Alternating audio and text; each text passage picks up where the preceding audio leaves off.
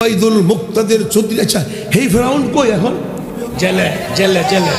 ওবাইদুল মুক্তাদির জেলে। ওরে বাইন্দা বিবাড়িয়া আনে না গা।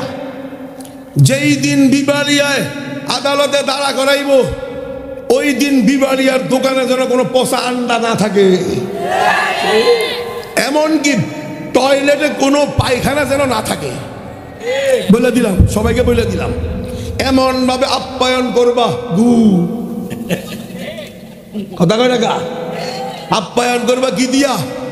পচা ডিম দিয়া, কিচ্ছু না পাইলে নিজের পায়ের জুতা দিয়া। পারবা তো ইনশাল্লাহ?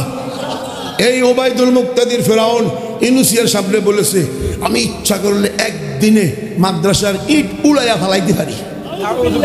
আল্লাহ কয়, ফেরাউন মাদ্রাসার জায়গায় মাদ্রাসা থাকবে, তুই উইরা ঢাকা যাবি, ঢাকা তুই উইরা যাবি। ফেরাউন, অনেক বড় বড় ফেরাউন দুনিয়াতে আসছে, উড়ে উড়ে চলে গেছে।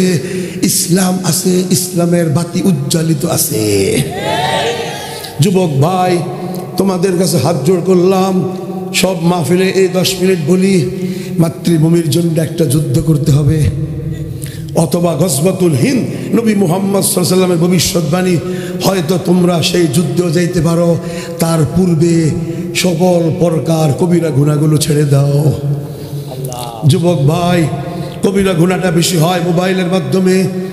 আবার ওই সেই ভারত, ওই মোবাইলের মাধ্যমে সেই ভারতের পাপিষ্ট সালমান খান, সেই পাপিষ্ট শাহরুখ খান, সেই পাপিষ্ট নায়ক নায়িকা, সেই ভারতের হিন্দি ছবি, সেই ভারতের ইংলিশ ছবি, সেই ভারতের অশ্লীল ছবি, সেই ভারতের স্যাটেলাইট, সমস্ত সিরিয়াল আর সিরিয়াল মা বোনেরা দেখে। ওই ভারতকে যতদিন বয়কট না করবা, তোমার আত্মাও পবিত্র হবে না। আত্মা পবিত্র করার জন্য ভারতকে বয়কট করতে হবে। পারবো তো ইনশাল্লাহ? ভারতের কোনো পণ্য ক্রয় করবা না, ভারতের কোনো হুড্ডা কিনবা না, ভারতের কোনো কমলা মালটা পেস্তা বাদাম, ভারতের সুতি কাপড় কিনবা না। ভারত আমাদের চিরতরের শত্রু। নরেন্দ্র মোদী আর জনতা পার্টি জঙ্গি হিন্দু সংগঠন, আর এসএস ইসকন মুসলমানের শত্রু। এই শত্রুদের সাথে দুইটা যুদ্ধ হবে। একটা হবে এই মাতৃভূমির জন্য, আর একটা হবে ইসলামের জন্য, দিল্লিতে কালিমার পতাকা উঁচু করার জন্য। ইনসাফের সাথে বলো, পাপিষ্ট যুবক যুদ্ধ করতে পারবে?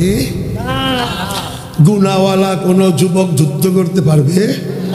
গুনাহ ছেড়ে দাও, আত্মাটা পবিত্র হবে। 5 ওয়াক্ত নামাজ পড়ো, চেহারাটা সুন্দর হবে। যখন আত্মাটা শুদ্ধি হবে, চেহারাটা সুন্দর হবে, তুমি যখন তাকবীর দিবা, তাকবীরের ওজন হবে অ্যাটম বোম, পারমাণবিক বোমার চেয়েও বেশি। তোমার তাকবীরে নরেন্দ্র মোদীর এনটিআর ক্রাফট মেশিন গান ও কিছু হয়ে যাবে, নরেন্দ্র মোদীর বোমারু বিমান ও কিছু হয়ে যাবে। তোমার তাকবীরের শক্তি হবে ইনশাল্লাহ। সকল প্রকার ইফটিজিং, সুদ, ঘুষ, হিন্দি ছবি, ইংলিশ ছবি, ভারতের সকল ছবি বর্জন করব ইনশাল্লাহ। আরেকবার হাতুড়ো, আরেকবার হাতুড়ো। বেশি বয়ানের দরকার নাই। আত্মাটা পবিত্র রাখো, চেহারাটা সুন্দর করো, ইমানি শক্তি অর্জন করো। আল্লাহু আকবারের ধ্বনি দিয়ে হাত নামাও। যখন তুমি যুদ্ধে ঝাঁপ দিবা, আমি বুখারীও পড়াই, মেশকাতও পড়াই। মেশকাত কিতাবুল জিহাদ দেখো, যেই যুবক বা মুসলমান মাতৃভূমির জন্য বা ইসলামের জন্য এলায়ে কালিমাতুল্লাহ লিখছে হাদিসে, আল্লাহর নামের কালিমা পতাকা উঁচু করার জন্য চাপ দিল, শহীদ হয়ে গেল। শহীদ হওয়ার রক্ত জমিনে পড়ার আগে আগে তোমার গুনাহ সব মাফ হয়ে যাবে।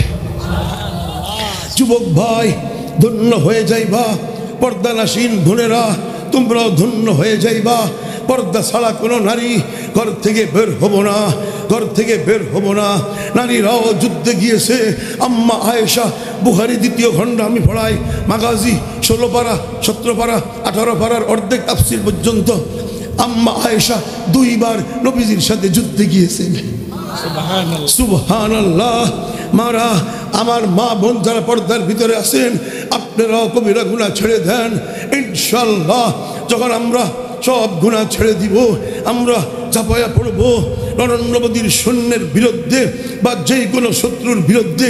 এই মাতৃভূমি রক্ষা করার জন্য বা মাতৃভূমিতে আল্লাহর জমিনে খেলাফত প্রতিষ্ঠিত করার জন্য যদি গুলি লাগে, রক্ত জমিনে পড়বে, সব গুনাহ মাফ হয়ে যাবে।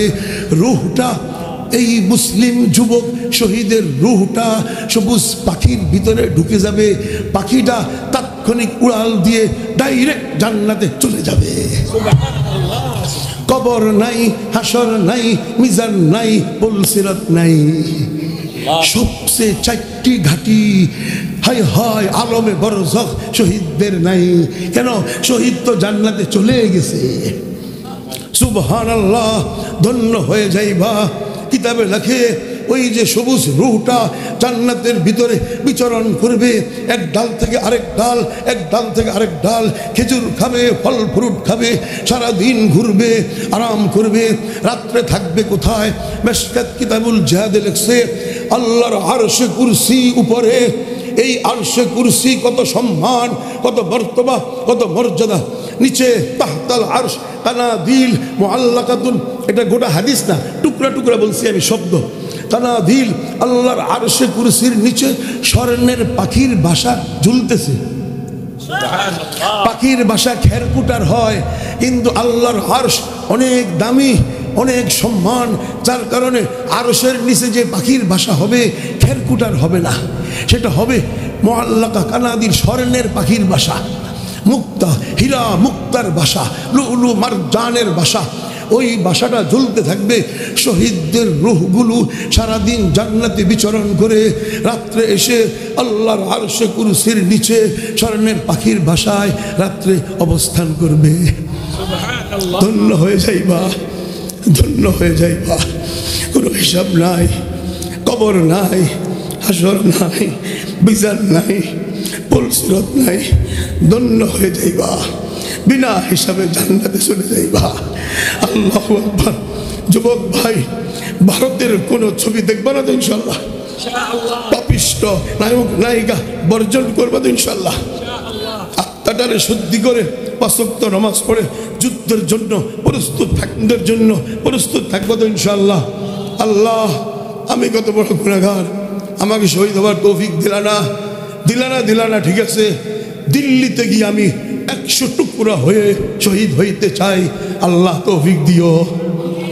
फना फिल्ला की तह में बका का राज मुज़मर है, जिसे मरना नहीं आता उसे जीना नहीं आता। शेर के एक दिन की जिंदगी गीदड़ के 100 साल जिंदगी से बेहतर है। টিপু সুলতান মেট্রিক পাস ছিল, স্কুলের ছাত্র। ব্রিটিশ ইংরেজের বিরুদ্ধে 1792 সন থেকে 1799 পর্যন্ত ভারতের মহীশূর রাজ্যে ইংরেজের বিরুদ্ধে যুদ্ধ করতে করতে করতে করতে মাতৃভূমি মহীশূর রাজ্যকে স্বাধীন করেছে, ব্রিটিশদেরকে বিতাড়িত করেছে। শেষের দিন যখন শহীদ হয়ে যাবে, তার আপন সেনাপ্রধান মীর সাদেক গাদ্দারি করে ব্রিটিশের কাছে বিক্রি হয়ে গেছে। ওই গাদ্দার ব্রিটিশকে হত্যা না করে উল্টা টিপু সুলতানের পেটের ভিতরে তলোয়ার ঢুকাইয়া দিয়েছে।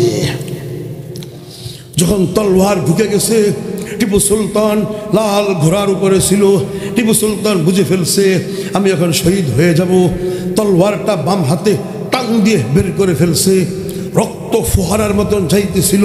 টিপু সুলতান শাহাদাতের আঙ্গুলটা ছিদ্রের ভিতরে ঢুকাইয়া আর রক্ত বন্ধ করে বাম হাতে এইভাবে ইশারা বলতেছে, गद्दार मीर सादिक सुन लो, शेर के एक दिन की जिंदगी गीदड़ के 100 साल जिंदगी से बेहतर है। শিয়াল কুকুরের মতন 100 বছর বাঁচবি, গুনার কাজ করবি, গাদ্দারি করবি, দুনিয়া কামাই করবি, 100 বছর লাভ নাই, লাভ নাই। সিংহের মতন হুঙ্কার দিয়ে ইসলামের জন্য এক মুহূর্ত বাঁচবি, শহীদ হয়ে যাবি। 100 বছর জীবনের চেয়ে এক মুহূর্তের জীবনটি হবে উত্তম। হাত উঠাই, উত্তম জিন্দগি। আল্লাহ আমাদেরকে হাটে ঘাটে রাস্তায় আগুনে পানিতে মৌত দিও না।